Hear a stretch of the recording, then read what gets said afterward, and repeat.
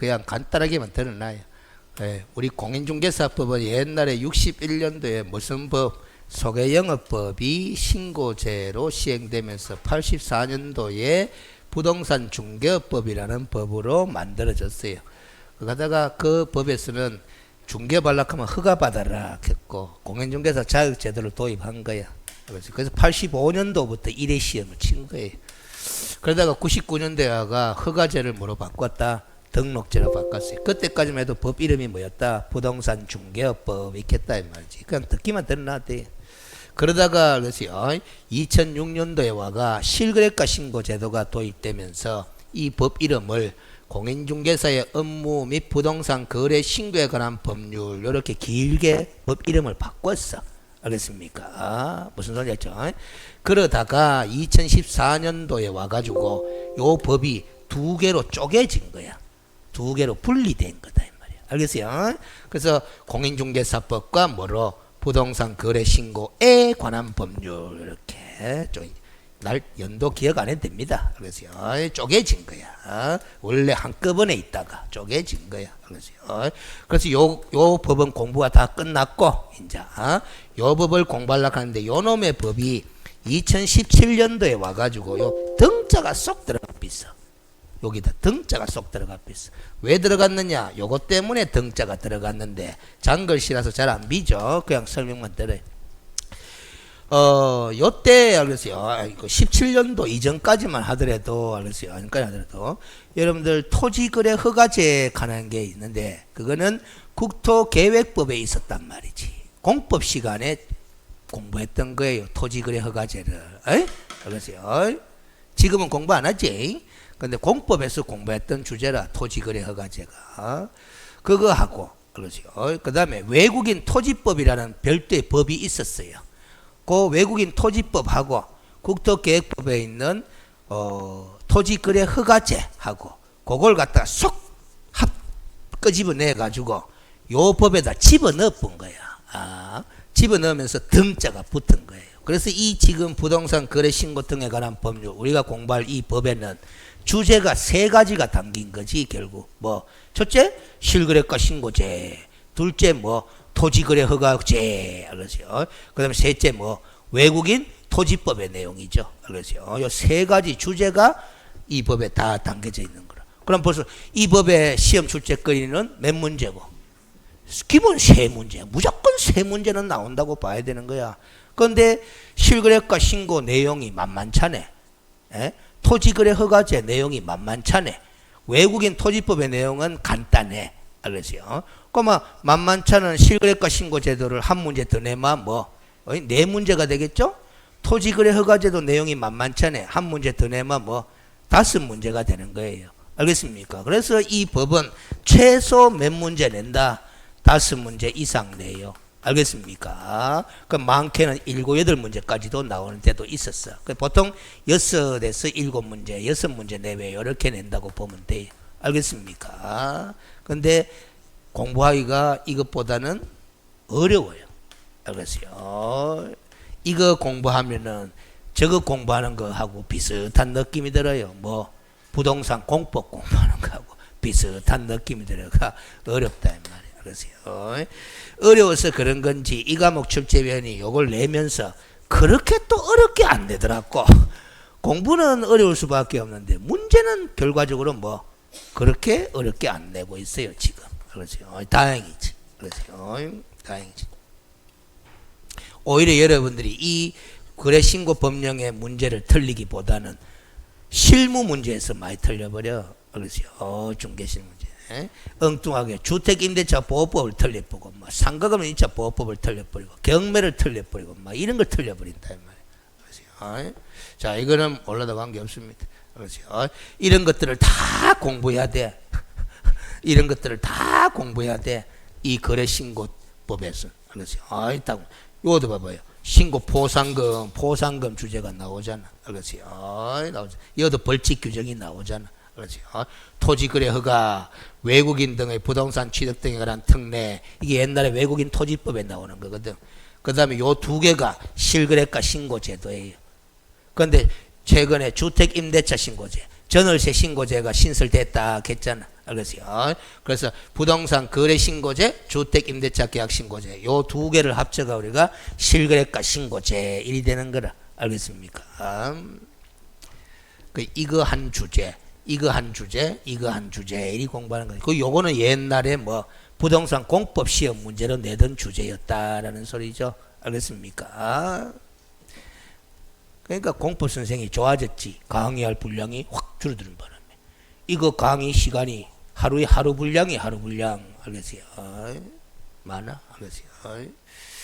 자, 그래서 이 법도 알겠어요? 공부에 들어가기 전에 용어부터 정리를 해야 된다. 용어부터. 지금은 무슨 법을 공부하는 게 아니다. 공인중개사법 공부하는 거 아니다. 라는 거죠. 부동산 거래 신고 등에 관한 법령을 공부하는 거다. 이 말이지. 부동산. 공인중개사법에서는 우리가 중개대상 모을 감수 용어가 나왔지만 이것은 부동산 간다. 부동산이란 뭐하고 뭐를 말한다. 토지 또는 건축물을 말한다. 임목, 광업재단, 공장재단은 요 부동산 거래 신고 등에 관한 법률과 관계 있다 없다? 없다라는 거예요. 알겠어요? 없다라는 거예요. 당장 이것들을 임목의 매매 거래를 했을 때 실거래가 신고 한다 안 한다? 안 한다 이 소리예요. 알겠어요? 토지와 건축물 말한다. 그런데 요 부동산 뒤에 뭐 등 하는 글자가 또 붙었어. 그러면 이 단어하고 이 단어는 구별해서 다뤄라라는 소리거든. 알겠어요? 그럼 왜 등이 붙었느냐? 요 부동산 말고 등이 뭐냐? 여기라. 요거 때문에 등이 붙었어. 요 등이라는 것은 부동산을 취득할 수 있는 권리를 말하는 거다라는 거지. 알겠습니까? 무슨 말이었죠? 부동산을 취득할 수 있는 권리를 말하는 거다. 이 권리는 바로 뭐냐? 분양권과 입주권을 말하는 거다라는 소리예요. 알겠습니까? 무슨 권? 분양권과 입주권을 말하는 거다. 어떤 걸 분양권이라고 어떤 걸 입주권이라 하는지는 조금 이따 보면 나와요. 알겠어요? 참고적으로 분양권, 입주권에 대한 용어는 공식적인 법률 용어가 아니다. 알겠습니까? 부동산을 취득할 수 있는 권리들이 있지. 입주권, 분양권 가는 글자가 어디 있노? 없지. 그 다음 이 법에서 말하는 거래 당사자라는 부동산이 아니고 부동산 등 하면 이것도 들어가는 거야. 등의 뭐 매수인과 뭐를 말한다? 매도인을 말한다라는 거예요. 알겠어요? 우리가 공인중개사법에서는 거래 당사자 하면 임대인과 임차인도 거래 당사자 이거. 전세권 설정자와 전세권자도 거래 당사자 이거. 그러나 이 거래신고법에서는 매수인과 뭐 매도인을 말한다라는 소리예요. 알겠어요? 결국 매매계약만 신고하게 돼 있다 그 소리예요. 알겠어요? 그 다음에 이 거래 당사자는 외국인 등도 포함이다 포함이다 포함이다라는 거고 누가 외국인 등인지는 좀 이따 나와요. 자, 그 다음 그냥 거래 당사자가 아니고 무슨 계약 당사자? 임대차 계약 당사자. 그러면 요 거래 가는 거는 매매 거래를 말하는 거야. 알겠어요? 매도인과 매수인과 이렇게 매매 거래죠. 요 임대차 계약 당사자란 부동산 등의 임대인과 뭐 임차인을 말한다. 마찬가지 외국인 등도 포함이다라는 거죠. 임대차 계약 당사자, 거래 당사자 용어를 구별하자라는 거지. 알겠습니까? 공인중개사법에 쓰는 이 단어를 구별했다 안 했다? 안 했어요. 이 사람도 공인중개사법에서는 거래 당사자. 이 사람도 공인중개사법은 거래 당사자. 다 거래 당사자야. 알겠습니까? 근데 거래신고법에서는 이 표현이 구별된다라는 거지. 그러세요. 부동산과 부동산 등 거래 당사자와 임대차 계약 당사자를 뭐해라? 구별해라라는 소리입니다. 그러세요. 자, 외국인 등도 거래 당사자, 임대차 계약 당사자에 포함된다 그랬잖아. 그렇죠? 그럼 그 외국인 등이란 누구를 말하느냐? 이런 사람을 말한다라는 거야. 외울 필요가 있을까 없을까? 상식이잖아요. 봐봐요. 읽어주면 돼. 읽어주면. 이거 상식 아이가? 그렇죠? 맞잖아. 그렇지요. 외국 법령에 따라 쓸 때 뭐 법인 또는 단체도 외국인이다 이 말이지. 그렇죠. 그런데 사원 또는 구성원의 얼마 이상이 2분의 1 이상이 가목하는 거 요거거든. 또 외국인 아이가. 그렇죠? 우리가 알고 있는 외국인 아이가. 구성원의 2분의 1 이상이 외국인에 해당하는 자인 법인 또는 단체도 뭐 외국인이다라는 소리지. 업무를 집행하는 사원이나 이사 등 임원의 2분의 1 이상이 이 사람일 때도 뭐 외국인 등이다라는 거지. 2분의 1 이상이에요. 2분의 1 이상. 그리고 이 사람이, 이 사람이나 이 단체, 가 목에 해당하는 사람이나 나 목에 해당하는 법인 또는 단체가 자본금의 2분의 1 이상이나 의결권의 2분의 1 이상을 가지고 있는 법인 또는 단체도 뭐다? 외국인 등이다라는 거지. 알겠습니까? 그 뭐 지금도 저는 뭐고 그 스탠다드 차트가 뭐고 은행 옛날에 제일은행 있죠? 그 외국계 은행 맞죠? 에? 맞죠? 이 마다 마 알겠습니까? 그렇죠? 자본금이 그 다 외국 자본이 들어와 있는 거잖아. 알겠어요? 그렇죠? 그 은행에다가 돈 넣으면 뭐 해야 되노? 이익이 나면 뭐 외국으로 빠져나가 버리잖아요. 알겠어요? 그래도 이자 많이 준다고 하는데 그거 가는 거지 뭐. 알겠어요? 그런 거예요. 외국 정부도 뭐다? 외국인 등의 집어넣겠다라는 거야. 그리고 국제기구도 뭐 외국인 등의 집어넣겠다라는 거잖아. 외울 거 있나 없나? 없어요. 굳이 외운다면 뭐 얼마 이상, 2분의 1 이상, 요도 그것만 기억해도 뭐 충분히 맞춘다. 그러세요. 제가 이 외국인 등 가는 게 머릿속에 딱 떠오르기 쉽게 하기 위해서 처음에 이야기했잖아. 부동산 거래 신고 등에 관한 법령은 주제가 몇 가지다? 3가지다. 실거래가 신고도 있지만은 토지거래 허가제도 있지만은 뭐 외국인 부동산 취득 등에 관한 특례, 옛날에 외국인 토지법의 내용이 들어와 있다 그랬잖아. 그러니까 그 법의 내용이 들어와 있으니까 당연히 외국인이 누군지를 알아야 된다, 몰라야 된다? 알아야 된다라는 거예요. 여러분들 영주권자 여 있나 없나?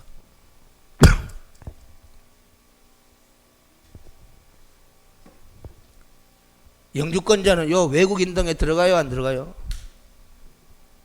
모르겠나? 자, 영주권자, 시민권자 말고 영주권자. 그러죠. 미국 영주권자. 미국에서 영원히 살 수 있도록 권리를 부여받은 거잖아요. 근데 미국의 대통령 선거권은 인정한다, 안 한다? 안 합니다. 영주권만 있지 시민권이 없기 때문에. 그럼 영주권은 갖고 있으면 대한민국 국적 갖고 있나, 안 갖고 있나? 갖고 있지. 갖고 있지. 대한민국 국적을 보유하고 있지 아니한 개인이 외국인이지. 그럼 영주권자는 대한민국 국적을 갖고 있나, 안 갖고 있나? 갖고 있지. 그럼 요 안 들어가지. 그러세요. 무슨 소리인지 알겠어요? 그럼 글자를 해석을 할 생각을 안 하노. 알겠어요? 자, 아주 중요합니다. 부동산 거래 신고 대상인 계약의 범위, 모든 계약을 다 실거래가 신고하는 거 아니다라는 관점이죠. 알죠? 이런 계약만 뭐다? 실거래가 신고하게 돼 있다라는 거지. 부동산, 토지 또는 건축물이잖아. 매매 계약 신고 대상이다 이 말이야. 알겠어요? 그래서요? 토지 매매 계약, 건축물 매매 계약 다 신고 대상이다라는 소리야. 그래서요? 그래서 임목이나 광업재단, 공장재단의 매매 계약은 요 부동산이 아니잖아. 아니기 때문에 그 매매 계약은 신고 대상이 아니다. 그래서요. 그래서 중개 대상물 또는 권리의 범위와 실거래가 신고 대상 범위는 다르구나 이 되잖아. 그래서 그다음 무슨 택지개발촉진법, 주택법, 대통령령으로 정하는 법률 간대 한 6개가 나와요. 알겠어요? 법 이름 다 안 외워도 돼. 알겠어요? 어쨌든 이런 법들이 있다 없다? 일단 그 법률에 따른 토지나 건축물에 대한 무슨 계약? 공급계약. 이 적어놨어 법조문에. 이 공급계약을 우린 실무에서 뭐라 그러냐? 분양계약한다. 분양계약. 최초 공급계약이잖아. 토지 건축물의 최초 분양계약이다 이 말이지. 알겠어요? 그 계약도 뭐 실거래가 신고 대상이다라는 거예요. 알겠습니까? 이해됐어요? 최초 분양계약이야. 최초 분양계약. 그럼 최초 분양계약을 체결했으면 최초 분양계약을 체결한 수분양자, 분양받은 사람을 우리는 수분양자라 그러죠. 받을 숫자 써가지고. 그렇죠? 그 수분양자는 최초 분양계약을 체결한 그 수분양자는 무슨 권리를 갖고 있노?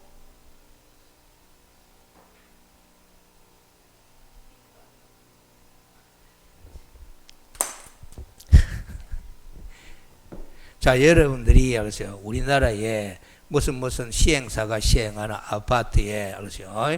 분양 신청을 해가 아파트 공급 분양 신청을 해가 당첨이 됐어. 알으세요. 그래서 뭐다? 분양 계약서를 작성한다는다. 한다 이 말이지. 그게 최초 공급 계약 맞아 안 맞아요? 맞죠? 그럼 그 계약서 도장 찍었어요, 여러분들이. 근데 아직 건물이 완공됐나 안 됐나? 안 됐지. 근데 분양 계약서 갖고 있나 안 갖고 있나? 그건 뭐고? 그 분양 계약서가 뭐고? 그게 분양권 아닙니까? 분양권. 알으세요? 그 분양권을 갖고 있는 거야. 분양권을. 알겠어요? 그 갖고 있는데, 갖고 있는 분양권을 다시 팔 수 있나 없나? 있지. 매매할 수 있지. 그거는 요 나오잖아. 봐봐. 여기에. 다음 강목의 어느 하나에 해당하는 지위의 매매 계약. 2에 따른, 2가 여기잖아. 2에 따른 계약, 요 최초 분양 계약을 통하여 부동산을 공급받는 자로 선정된 지위, 거기 분양권이거든.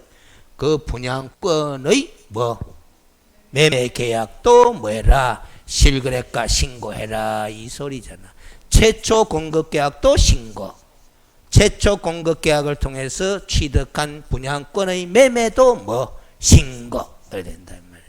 그러세요. 됐어요? 그 다음 요 도시및 주거환경 정비법에 따른 관리처분계획의 인가 들어봤나 안 들어봤나? 들어봤지. 빈집 및 소규모 주택 정비에 관한 특례법 들어봤나 안 들어봤나? 들어봤어? 들어봤는데 내용은 모르죠. 그렇지. 법 이름은 들어봤을 수 있겠어. 그렇지. 근데 출제 범위에 안 들어가니까. 그렇지. 공법에 출제 범위에 안 들어가니까.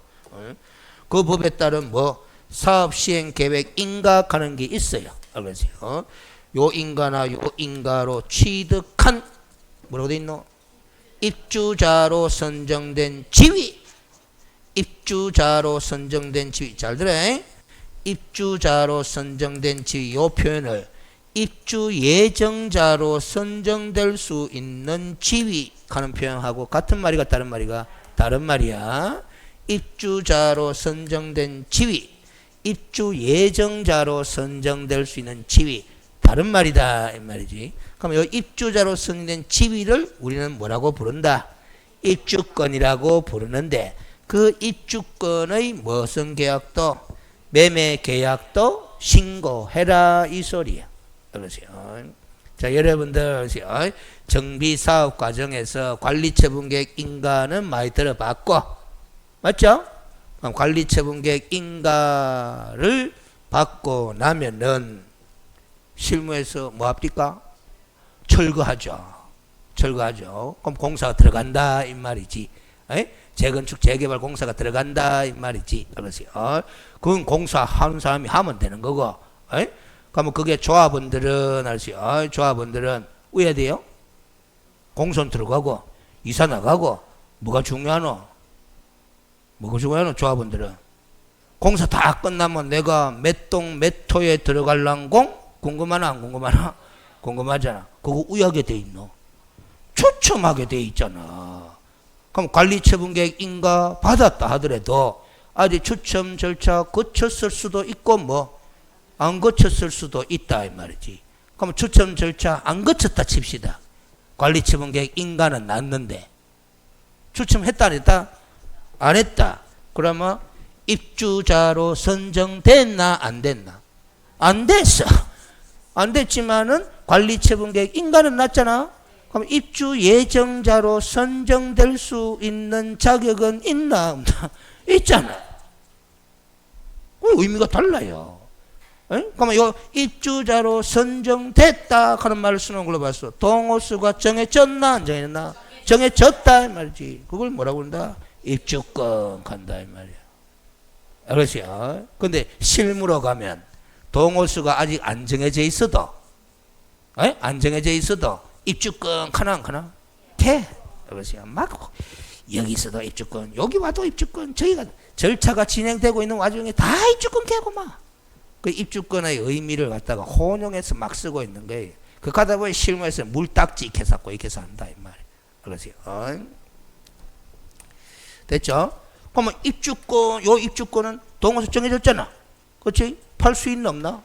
있어. 아직 완공 안 돼. 또. 그럼 그 팔 때 뭐 해라? 신고해라. 이 소리라. 알겠습니까? 이랬어요? 네? 그래서 우리가 관리처분계획 인가받은 관리처분계획의 내용을 들다 보면은 우리가 그 공법책에 보면 그냥 분양설계라는 단어만 나오는데 알겠어요? 분양설계의 내용이 뭐냐 하면은 딴 게 아니에요. 알겠어요? 조합은 분양분 그 다음에 일반 분양분 얼마 이것만 정해지는 거야. 알겠어요? 근데 조합은 분양분이 얼마 정해졌으면 그 안에 몇 동 몇 호를 조합은 누구한테 주고 이거는 추첨해야 되거든. 그 아주 추첨 절차 고쳤다 안 고쳤다? 안 고쳤다라는 소리예요. 그렇죠?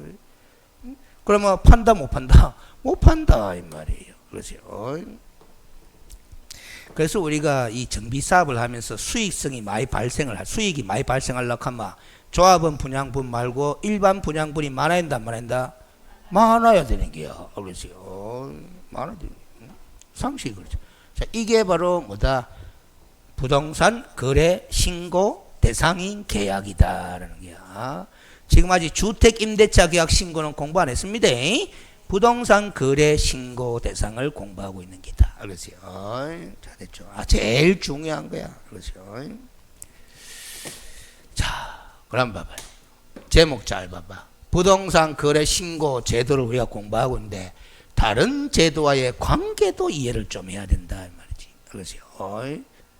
거래 신고제 말고 다른 제도의 관계, 이것과 이거의 관계. 잘 봐요. 부동산 등의 매수인은 신고인이 부동산 거래 신고 필증을 받은 때 그럼 실거래가 신고했나 안 했나? 했지. 하니까 이걸 주더라 이 말이지. 받았어.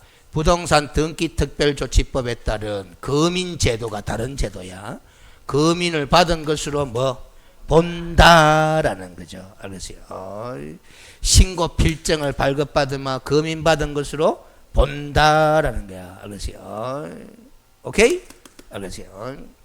그러면 이제 거민제도가 다른 제도인데 거민제도를 알아야 되나 몰라도 되나? 시험에는 안 물어봐. 안 물어보는데 이 거민제도를 알면은 이 거래신고제도와 거민제도의 관계를 이해하기 쉽다 어렵다? 쉽다라는 거지. 알겠습니까? 거민이 뭐예요? 그대로 이거 검사받아 도장 찍는 거 아이가? 알겠어요?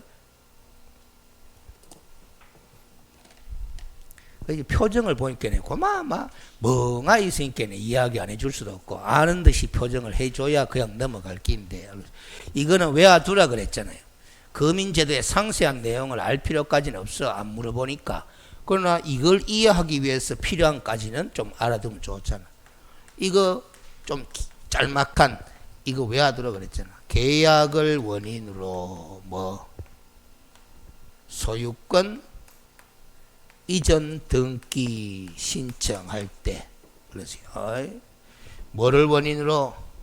계약을 원인으로 뭐 이전 등기 신청할 때 거꾸로 읽겠습니다. 소유권 이전 등기 신청의 뭐 원인이 되는 뭐 계약 뭐가 있노? 소유권 이전 등기 신청의 원인 되는 계약이 뭐가 있노? 매매,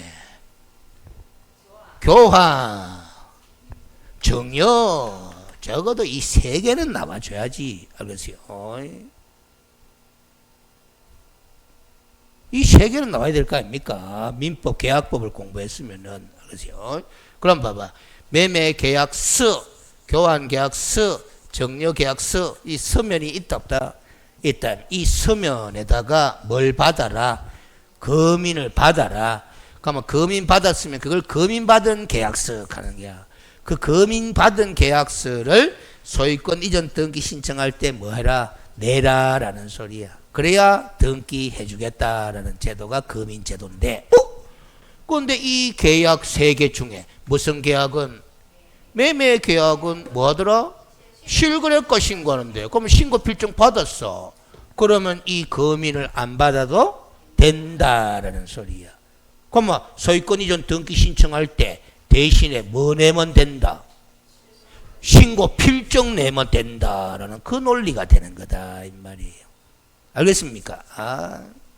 그러면 여전히 봐봐요. 교환계약이나 정려계약은 실거래가 신고 대상이가 아이가? 아니지. 아니니까 뭐 금인 받아서 이전 등기 신청할 수밖에 없어. 그 여전히 현재도 금인제도는 시행되고 있다 안 되고 있다? 되고 있는데 드물지 뭐. 교환, 정려 흔하지는 않으니까 정려는 있겠네. 그렇죠? 알겠어요? 그렇죠. 그런 정도로만 알아둬도 된다 이 말이에요. 그렇죠? 그러면 이거 봐봐요. 여러분들 자 이거 한번 물어보자. 실거래가 신고 제도를 왜 도입했어요?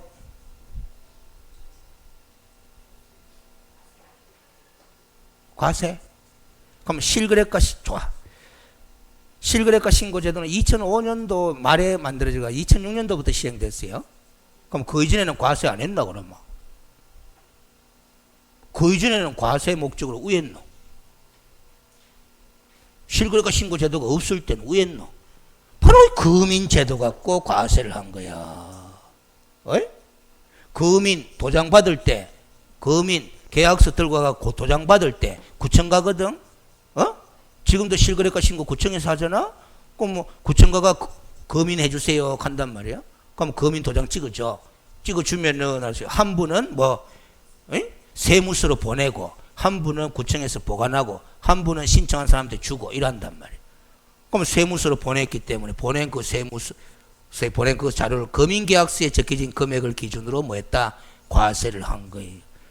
그런데 이제 실제 거래 가격대로 과세를 하자라는 취지에서 실거래가 신고 제도를 도입한 거지. 그러니까 실거래가 신고해쁘마 또다시 금인받을 필요 있나 없나? 없다라는 거 당연한 이치로 나오는 거다 이 말이에요. 그렇죠? 됐습니까? 자, 다음 외국인 등이 대한민국 안에 부동산을 취득하는 계약. 외국인 등이 대한민국 안에 부동산 등을 취득하는 계약. 이것도 뭐 요 취득하는 글자 있잖아. 요 취득은 잘 들어요. 소유권 취득을 말하는 거다. 소유권. 그러니까 결국 매매 맞나 맞나?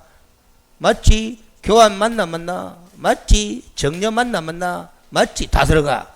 이거는 누가 외국인 등이 대한민국의 부동산을 취득하는 소유권을 취득하는 계약은 매매도 있고 교환도 있고 뭐 정려도 있어요. 그런데 관로가 딱 있어. 부동산 거래 신고 대상인 계약은 제외한다. 그러면 요 계약에서 무슨 계약은 빼고 매매 계약은 빼고라는 소리가 돼요. 체결하였을 때는 계약서부터 60일 이내에 신고관청에 뭐 한다? 신고해야 된다. 이거는 실거래가 신고가 아니다. 외국인 등이 부동산 취득한 계약을 신고하는 거야. 실거래가 신고가 아니야. 알겠어요? 그런데 이걸 관로를 제외했다 해놓은 거는 이것 때문에 그래. 자, 읽어봐요. 이제. 외국인 등이 부동산 거래 신고 대상인 계약이 매매 계약 아이가? 매매 계약을 체결한 경우에는 부동산 거래 신고를 한단 말이지. 실거래가 신고를 하기 때문에 별도로 외국인 등의 부동산 취득 신고를 하지 않아도 된다라는 소리야. 알겠습니까? 오케이? 그러세요. 그러면 봐봐. 요 계약이 교환 계약이거나 정려 계약이면은 실거래가 신고는 안 하지. 안 하면 당연히 뭐 해야 된다? 외국인 등의 부동산 취득 신고를 해야 돼. 알겠어요? 오케이? 이게 헷갈린단 말이에요. 알겠어요? 자, 그 다음 부동산 거래 신고제가 3조에 있고 외국인 등의 부동산 취득 보유 신고가 8조에도 있는데 거기에도 불구하고 자 봐요. 외국인 등이 취득하려는 토지가 외국인 등이 취득한 토지가 어디에 있으면 외국인 토지거래 허가 구역이야. 잘 들어요. 여기서 외국인 띄지 마. 그냥 토지거래 허가 구역이라 하지 말고 외국인 토지거래 허가 구역이 따로 있어. 따로 정해진 거 있어. 그 구역에 해당하면은 토지 취득 계약을 체결하기 전에 신고관청으로부터 뭘 받아야 된다? 토지 취득 허가를 받아야 돼. 알겠어요? 외국인 등이 취득하려는 토지가 이 땅이면은, 알겠어요? 외국인 토지 취득 허가를 받아야 돼. 신고만 갖고는 안 돼.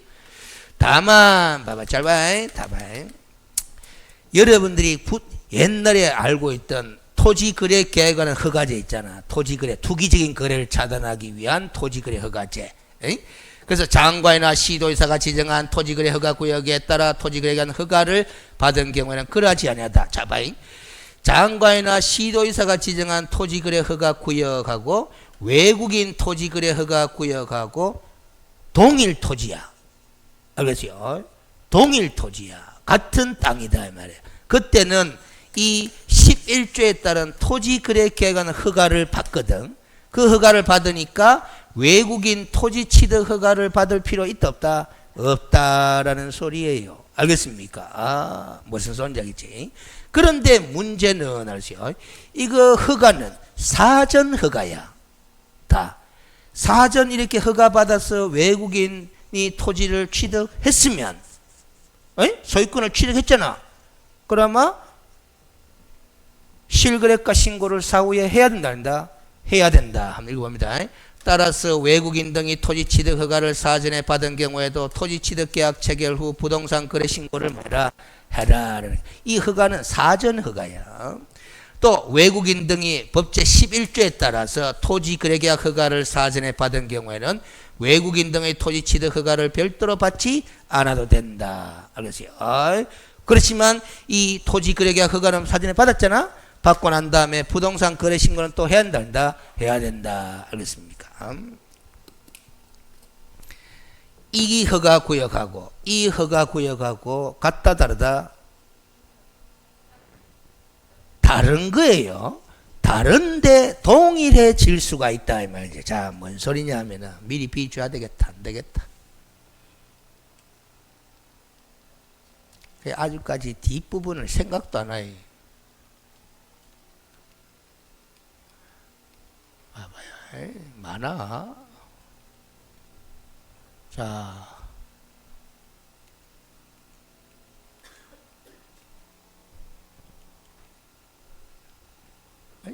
이거 이거 이거 아닌데.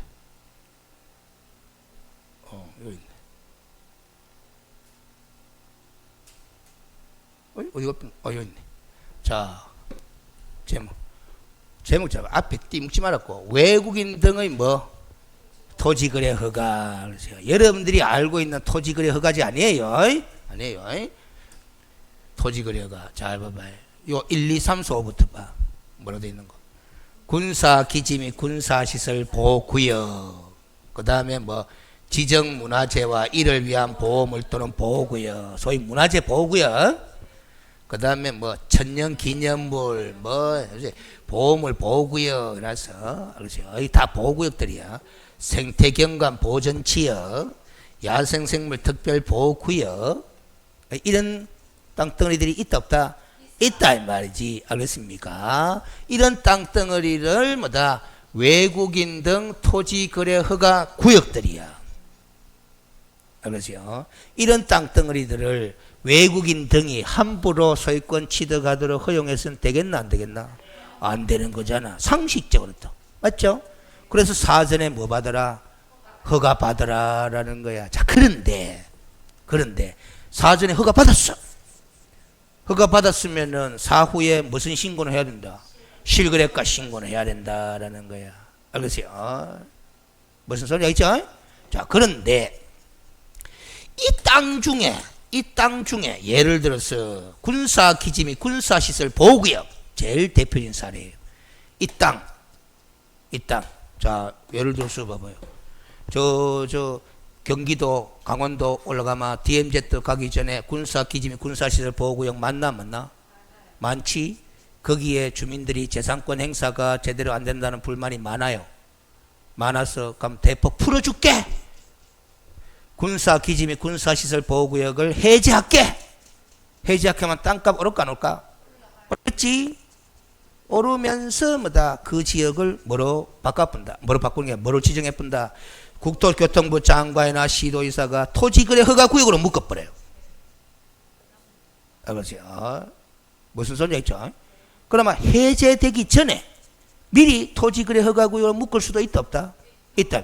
그러면 이 땅은 군사기지 및 군사시설 보호구역이면서 무슨 구역이 된다? 토지거래 허가구역이 되는 거야. 알겠어요? 그러면 봐봐요. 토지거래 허가를 받으면 외국인 토지 취득 허가는 받을 필요 있다 없다? 없다라는 거예요. 그러나 토지거래 허가를 받은 후에 실거래가 신고는 해야 된다라는 소리예요. 무슨 소리인지 알겠지? 그런 기다. 여러분들 이런 게 제일 안 돼. 여기 이 제도 저 제도를 한꺼번에 묶어보면. 그런데 이게 실무로 가면 이런 현상 상당히 많습니다. 그렇죠? 내가 지금 중개하고자 하는 이 땅이 있는데 이 땅이 군사기지 및 군사시설 보호구역이래. 그렇죠? 그런데 그 땅을 또 보니까 뭐다? 국토교통부 장관이 토지거래 허가구역으로 지정해놨대. 그런데 그놈의 땅이 또 농지래. 그렇죠? 무슨 지금 몇 개 제가 제시했노? 3개. 이거 또 토지거래 허가구역, 그다음 농지 이런 게. 그걸 외국인 등이 외국인이라는 사람이 매수한다 쳐봐요. 그럼 외국인 토지 취득 허가 받아야 되나 안 받아야 되나? 그런데 토지거래 허가구역이잖아. 그럼 토지거래 허가 받는 거예요. 토지거래 허가를 받기 때문에 외국인 토지 취득 허가는 받을 필요가 없다. 알겠어요? 그런데 실거래가 신고는 사후에 해라. 근데 이게 농지잖아. 그럼 농지증 발급받아야 된다 안 받아야 된다? 안 받아도 돼요. 왜? 나중에 공부해보면 알지만 토지거래 허가를 받았잖아. 국토교통부 장관이 지정한 토지거래 허가구이기 때문에 토지거래 허가 받았잖아. 토지거래 허가를 받은 경우는 농지법 제8조에 따른 농지증을 발급받은 것으로 본다. 이래 돼 있거든. 무슨 소리인지 아세요? 이런 것들을 실제 중개할 때 다 알고 있어야 되는 거잖아. 그렇죠? 이 땅이 어느 한 법의 규제만 받는 것이 아니라 지금 3개 법의 규제 대상을 제가 제시해 놨잖아. 부동산 거래 신고법, 그 다음에 뭐 농지법, 알겠어요? 그리고 외국인 토지 취득에 관한 거, 이거 알겠어요? 3개를 던져드렸잖아. 이 상호 관계를 갖다가 알고 있어야 매수하는 외국인 등한테 이거는 뭐다? 외국인 당신 고객이 이 땅을 매수할 때는 우리 부동산 거래 신고법 11조에 따라서 시군구청에가 토지 거래 허가만 받으면 그렇죠. 당신이 외국인이라도 외국인 토지 취득 허가는 별도로 안 받아도 됩니다. 그리고 농지지만은 농지증 발급도 안 받아도 됩니다. 이렇게 설명할 줄 알아야 되는 거거든. 그렇죠. 이런 게 중요한 게단 말이에요. 그렇죠? 됐죠? 이거 다 외워야 돼 나중에. 알았어요? 그런 게단 말이에요.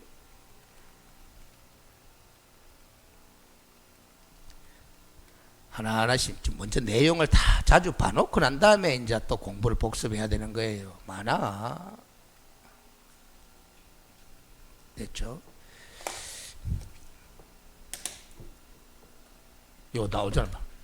농지에 대하여 11조에 따라 저 토지거래 허가구역으로 지정한 그 허가구역에 따라 토지거래 허가를 받은 경우는 농지법에 따른 농지증을 발급받은 것으로 본다. 이 경우 시장 군수구청장은 농지증 발급받은 것으로 의제 처리되기 때문에 그렇지 때문에 도시지역의 경우에는 녹지지역 농지에 토지거래를 허가하는 경우에는 농지증 발급 요건에 적합한지를 확인해야 되고 허가한 내용을 결국 농지관할 부서인 농林축산식품부 장관에게 뭐해라 통보해라 하는 절차 규정을 두고 있을 뿐이라. 근데 이런 건 크게 중요한 건 아니라 여기 중요한 거지. 알겠어요? 그리고 이 토지거래 허가증을 발급받은 경우는 부동산 등기특별조치법에 따른 뭣도 받은 것으로 본다? 거민도 받은 것으로 본다. 그러면 봐봐요. 방금 제가 던져뒀던 그 사례에 있어서 자, 소유권 이전 등기 신청을 할 때 뭐만 내면 되노? 토지거래 허가 받았잖아. 토지거래 허가증 내야 되는 거야. 사후에 실거래가 신고했나 안 했나? 했잖아. 신고 필증 내야 되는 거야. 그 허가증하고 뭐하고 신고 필증 그 2개만 내면은 뭐다? 소유권 이전 등기가 이루어지는 거예요. 거민받은 계약서 낼 필요 없고 농지증 낼 필요 없고 이래 된단 말이지. 그렇죠? 다 이렇게 색깔 칠해놓은 것들이 중요한 문장들이야. 그렇죠? 자, 부동산 거래 신고 구체적인 절차 알아보러 가자 이 말이지. 복잡해요. 그렇어요. 복잡해요. 그런데 좀 다행스러운 건 출제위원들이 복잡하게 안 되니까 너무 그렇게 걱정하지는 말아요.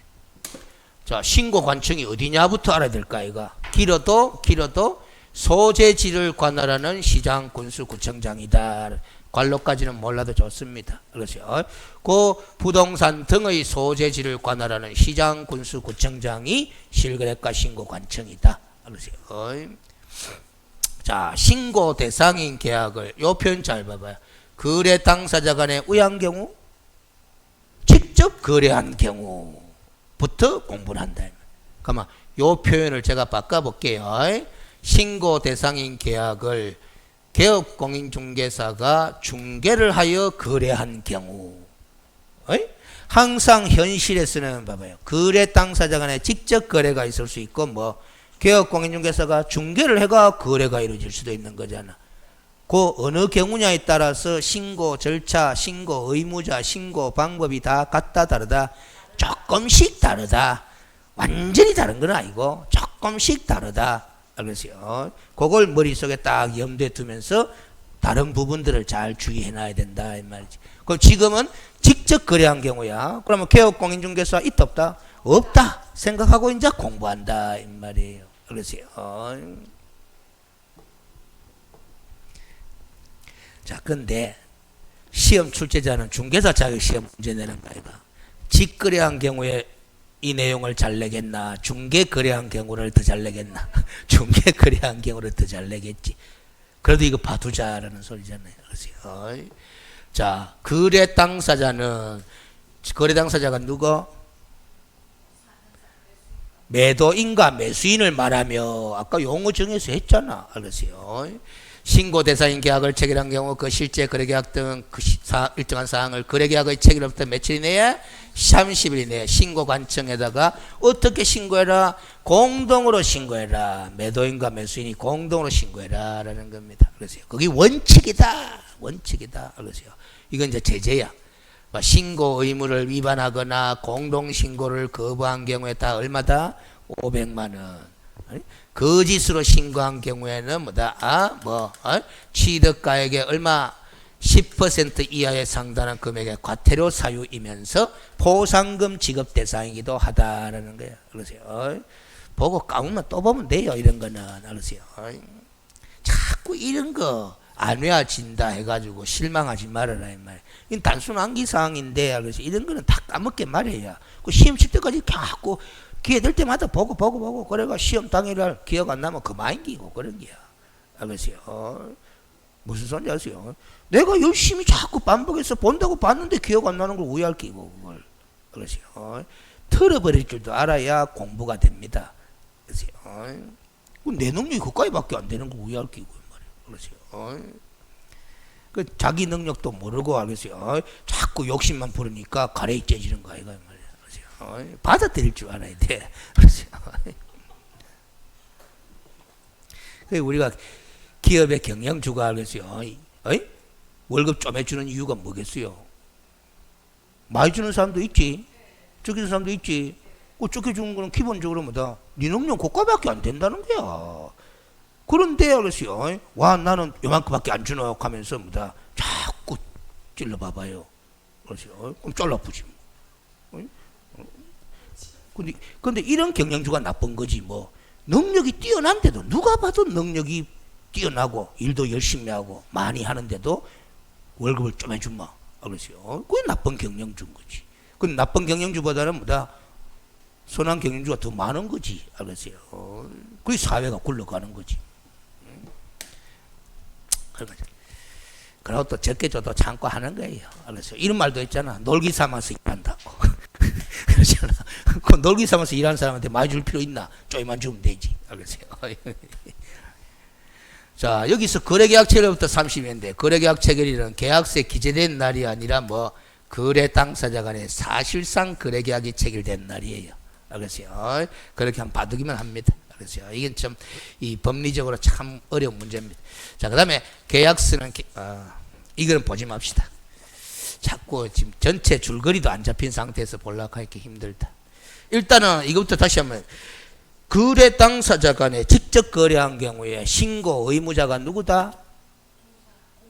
거래 당사자 공동으로 이렇게 알아놔야 됩니다. 자, 그 다음에 부동산 거래계약을 신고하는 거래 당사자는 거래계약 신고서에 공동으로 서명 또는 날인하여 신고를 제출해야 된다. 공동으로 신고해라 하는 말의 의미가 바로 공동으로 뭐해라? 서명 또는 날인해라 라는 소리야. 근데 거래 당사자 중 일방이 누구일 경우에는 국가 등일 때도 있는데, 국가 등일 때는 알지? 국가 등일 때는 국가 등일 때는 어디에 관로가 국가 등의 경우에는 누가 신고를 한다? 국가 등이 신고를 해야 된다라는 거지. 그렇지? 자주 물어보지는 않겠죠. 그렇죠? 일방이 누구일 때는 국가 등일 때는 국가 등이 누구냐 이런 거 알겠어요. 외우려고 달려들지 말고 그냥 한 수 봐두는 게야. 알겠어요. 누가 신고한다? 국가 등이. 알겠어요. 그다음 단독으로 부동산 거래계약을 신고하려는 국가 등은 맞잖아. 단독 아닙니까? 부동산 거래계약 신고서에 당연히 뭐 단독으로 서명 또는 날인하는 거다. 같이 부치가 공방 끝. 그렇게 됐고. 거래 당사자 중에 매도인과 매수인 중에 일방이 뭐한다? 신고를 거부한다. 그런 말은 서명 또는 날인을 안 허락한다. 이 소리야. 알겠어요? 그때는 왜 할 수 있다? 단독으로 신고할 수도 있다라는 게야. 그래서 일방이 신고를 거부하여 단독으로 부동산 거래계약을 신고하려는 거래 당사자는 부동산 거래계약 신고서에 단독으로 서명 날인할 수밖에 없겠지. 다음 각호의 서류, 요 두 서류를 뭐해가 첨부해가 신고관청에 제출해라 라는 거야. 그러면 여러분들이 신고관청의 담당 공무원이면 원칙이 공동으로 신고하게 되는데 와 단독으로 서명 또는 날인해 가지고 신고 안 해. 왜 된 일이고 물어봐야 된다. 물어봐야 된다. 물어봐야 된다. 그게 요거 이거. 이 경우 신고관청은 단독 신고 사유에 해당하는지 여부를 뭐해라? 확인해라 라는 소리야. 그렇지요. 그런데 단독으로 신고하는 사람은 요걸 첨부하라는 거잖아. 공동으로 서명 또는 날인해가 신고해야 되는 것이 정상인데 한 사람만 서명 또는 날인 신고하니까 거래계약서 가봐라 이 말이지. 거래계약서 4번. 알겠어요? 그리고 왜 단독으로 신고하는지 그 이유를 적은 사유서를 뭐다? 첨부해라 라는 거잖아. 이해가 간다 안 간다? 가잖아. 알겠어요? 실거래가를 신고하는 건데, 알겠어요? 두 사람이 다 서명 또는 날인을 안 하니까 실거래가 신고된 내용을 믿을 수 있다 없다? 없으니까 가와봐라 이 말이야. 4번을. 알겠습니까? 그 논리잖아. 됐죠? 자, 다치 아프고 요같이 아프고 뭐 할 수 있다. 위임을 받은 사람은 부동산 거래계약 신고서 등의 뭐를 제출을 대행할 수도 있다. 자, 대행 신고도 가능하다 불가능하다? 가능하다라는 거. 요 위에 거 안 봐도 돼요. 알겠습니까? 대행 신고할 수 있다 이 말이에요. 누가? 위임을 받은 사람이. 알겠어요? 이 경우 제출을 대행하는 사람은 위임 받은 사람은 신분증명서 제출해야 한다. 해야 된다. 그렇죠. 요것도 같이 내야 되는 게 한번 봐봐요. 신고서 등의 제출을 위임한 거래 당사자가 서명 또는 뭐 위임장. 그리고 제출을 위임한 거래 당사자의 뭐 신분증명서 4번. 정말로 위임받은 사람이 맞나 안 맞나를 증명하는 서류를 첨부하라라는 소리잖아. 알겠어요? 무슨 소리인지 알죠? 이 서류 표현들을 외울 필요가 없잖아. 이 서류들은 위임받은 게 맞나 안 맞나를 뭐 증명하기 위해서 필요한 서류들이잖아요. 알겠습니까? 맞죠? 위임증 있어야 될 거 아이가? 알겠어요? 맞잖아? 알겠어요? 그럼 실제 본인이 위임을 했는지 안 했는지 본인 신분증명서 4번도 복사에 가까워라 이 말이야. 알겠어요? 그런 거죠. 알겠어요? 자, 여기까지인데 자, 요것도 그냥 읽어둡니다. 현재 실무적으로 실거래가 신고하는 방법은 무슨 신고? 구청에, 시군구청에 방문해가 신고하는 경우 당연히 됩니다. 온라인 신고, 즉 뭐다? 부동산 거래 전자계약 시스템을 통해서 신고할 수도 있다 없다? 있다라는 게 옛날에는 부동산 거래 관리 시스템 RTMS 했는데 지금은 이것은 전자계약 시스템을 통해서 통합되고 있다 이렇게 생각하면 돼요. 몰라도 돼. 요 단어와 요 단어 기억하면 됩니다. 그렇지요. 두 가지 방법이 있는데 나머지 필요 없네. 두 가지 방법이 있다 이 말이지. 근데 실무적으로는 대부분의 사람들이 무슨 신고를 많이 한다? 방문 신고를 많이 한다라는 거지. 전자계약 시스템을 통해서 잘 안 하더라라는 거지. 이거 하면 이점이 있다라는 거지. 그것도 나중에 볼 기회가 있습니다. 자, 오늘은 요 정도까지 진행해 놓은 상태에서 그래서요, 다음 주에 실거래가 신고 제도를 마무리 짓도록 해보겠습니다. 그래서요, 일단은 오늘의 실거래가 신고 제도는 그래서요, 부동산 등의 거래 당사자의 매도인과 매수인이 직거래한 경우에는 거래 당사자가 공동으로 신고하는 것이 원칙이고, 알겠어요? 원칙이고, 그 거래 당사자 중 일방이 만약에 국가 등이라면 국가 등이 단독으로 신고하면 되고, 알겠어요? 거래 당사자 중 일방이 신고를 뭐하면 거부해버리면 상대방이 단독으로 신고할 수도 있다 없다 있고, 단독으로 신고할 수 할 때는 단독으로 신고하는 사유서를 그리고 거래계약서 사본을 첨부해야 한다 해야 되고, 그 이러한 일련의 신고 업무를 위임받은 사람이 대행 신고할 수도 있다 없다 있다. 요 정도까지 알겠어요. 그리고 방문 신고, 전자계약 시스템을 통한 신고. 그러면 이제 다음 시간에는 알겠어요. 개업공인중개사가 중개를 해가 매매 거래가 이루어진 경우에는 당연히 누가 신고 의무가 있다?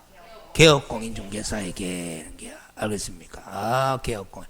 그럼 개업공인중개사가 신고 의무가 있기 때문에 그때는 매도인과 매수인인 거래 당사자는 신고 의무가 없어요. 없어요. 그러니까 손 하나 까딱 안 되고 가만히 있으면 누가 알아서 하게 돼 있다. 개업공인중개사 알아서 하게 돼 있다라는 거지. 알겠어요? 이 경우도 이런 케이스가 있을 수 있어요. 공동으로 중개를 했을 경우도 있을 거다 없을 거다? 있겠지. 그러면 그 공동 중개활동에 참여한 개업공인중개사 모두가 공동으로 신고를 해야 돼요. 공동으로 서명달이 내가. 그런데 일방이 신고를 거부하는 경우 있을 수 있다 없다? 있다. 비슷한 시스템으로 갑니다. 알겠습니까? 그거 다음 시간에 마무리를 짓도록 하겠습니다. 자, 오늘은 여기서 마무리 마칩니다. 네.